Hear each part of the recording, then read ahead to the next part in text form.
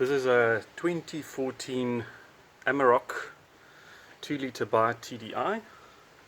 It had overheating issues, losing coolant, and we suspected either the thermostat or the EGR cooler. So we replaced the water pump to be safe and the thermostat, and for the time being we did a bypass on the EGR cooler, which is actually very simple to do.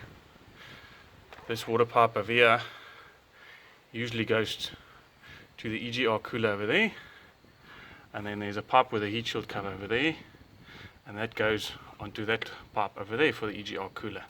So you just take the two pipes off, put a 16mm, I used the 16mm copper pipe which I flared the ends. I used the standard spring clamps, and I also used a normal hose clamp as well, just to double up, make sure there's no leaks. I've gone for a drive, there's no leaks. So yeah, that's very simple to blank off the EGR cooler if you're in an emergency, because the EGR coolers on the Amarok diesels are known to crack, and then what happens is the coolant goes into the EGR cooler via the exhaust and out the back, so you never see any leaks, but the car overheats and loses coolant. Sometimes you can see the steam out the exhaust at idle, but not always, as it is quite hot.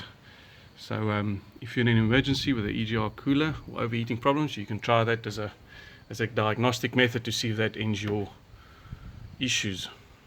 Thanks for watching. If you like it, please subscribe.